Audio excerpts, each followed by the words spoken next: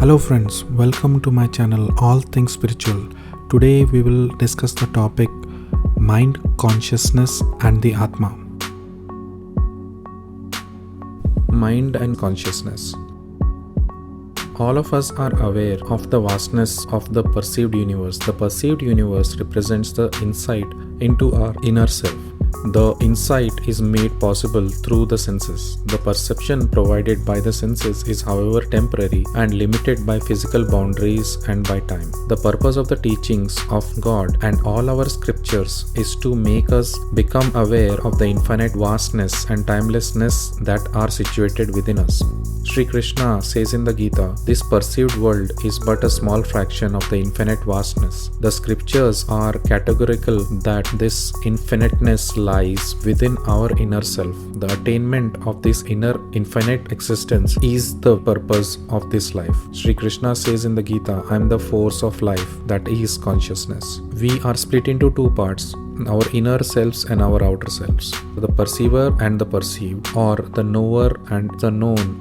That part which is the inner, the perceiver and the knower, is consciousness. The aspect of ourselves which is outside, which is the perceived, which is the known, is the mind. The mind is built from five senses and is bound by physical limitations and bounded by the present without access to the past or the future. Consciousness is completely independent of any objects and physical boundaries. It pervades infiniteness of space, is not subject to limitations of time, no opposites that induce conflict, and no desires. It represents pure existence with no obligations to any other being. The mind is something that we are endowed with by our birth as human beings.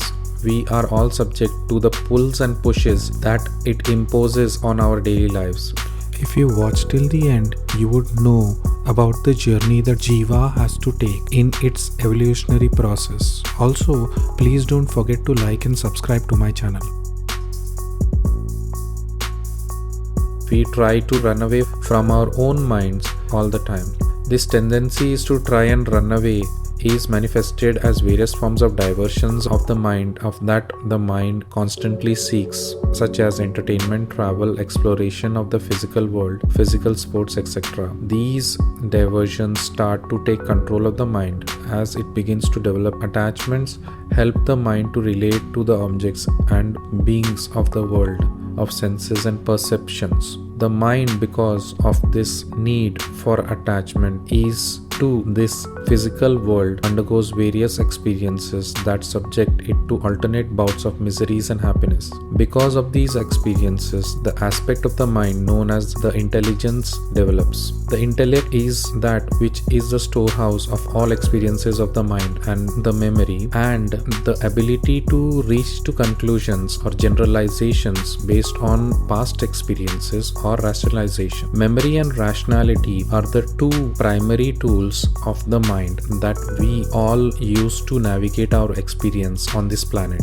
Both are endowments. We did not work for it, nor did we ask for it. These have been given to us through the process of evolution of lesser forms of existence that we have experienced by plants, insects and animals over many yugas, which means vast expanse of time. The mind is on the path of evolution and must progress to higher and higher levels. This inquiry happens using the two tools at its disposal, memory and rationality. However, both memory and rationality relate to the outside world. There is limitation on the value of this evolution. While the knowledge is useful for attaining and maintaining a reasonably comfortable physical life, the knowledge perishes with physical death and cannot be carried beyond this level. The eternal progress happens when it inquires within about itself. Through the inquiry-based evolution, the mind begins to reject the transient and seeks the permanent. This inner journey of the mind takes it closer and closer to the supreme consciousness or the force of life from which it was born. The merger of the mind with the supreme consciousness brings the journey to an end, and there is no need to experience this world of births and deaths. While the mind has to evolve to attain its goal, consciousness is supreme and has no journey to undertake. It is that which is permanent, is not subject to change, and is the ultimate goal of life. Think of it this way: We are born with a small battery pack that powers our being, but it cannot go on for a limited lifetime. There is a huge and unlimited generator of power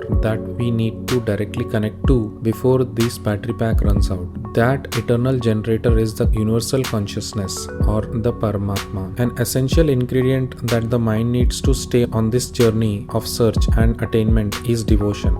The ingredient is the faith that there is supreme guiding power whose kindness, understanding, forgiveness are infinite, and who is all-knowing and ever-willing to be charioteer of the mind.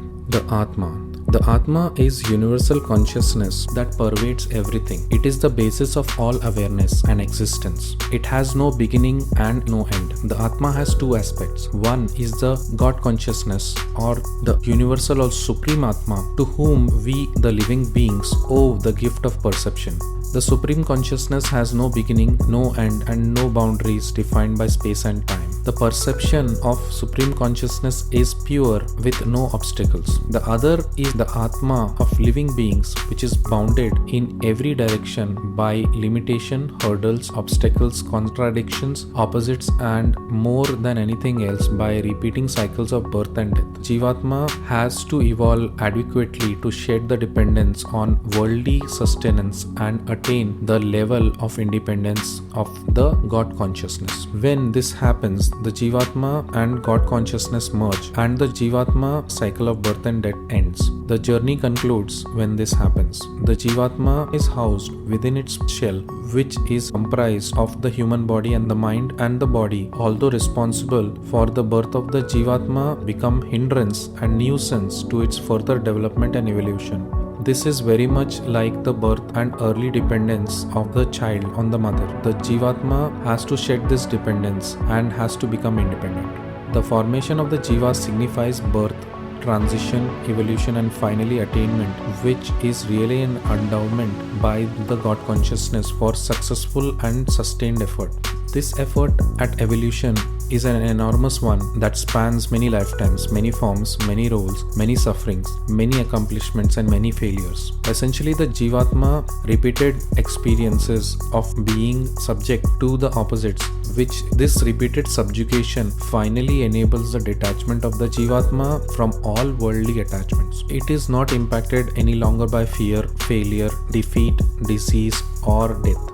The opposite experiences are the basis of the working of the mind. When the Jivatma is no longer impacted by the opposite experiences to which it is subjected, the Jivatma attains independence from the mind. The Jivatma also gradually dissociates itself from the body, the sway of hunger, sense pleasures, as well as pain of disease and disabilities. At the time of when death finally consumes the body, the Atma exits its abode effortlessly and merges with God consciousness. If at the time of death the Jivatma is unable to overcome attachments to worldly objects, it takes a different body and is again reborn. This repeated cycle of births and deaths recurs until the process of evolution is complete.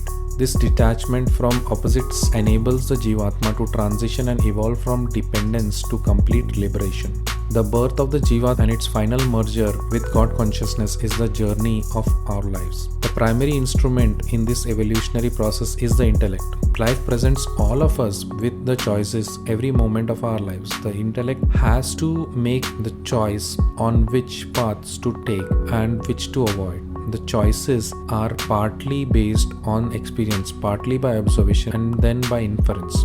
The intellect exercises the option by controlling the mind and by applying brakes as necessary. The evolution of intelligence cannot be stopped by death. The state of evolution is carried by the Jiva into the next life, and the process of evolution continues where it left off in the prior life. So evolution is not stopped by death. This is one of the main characteristics of the Atma, that is its permanence. How did you like the video? Please do let me know in the comment section below. Also, please don't forget to like and subscribe to my channel so that I can continue making interesting videos. I will see you in the next video.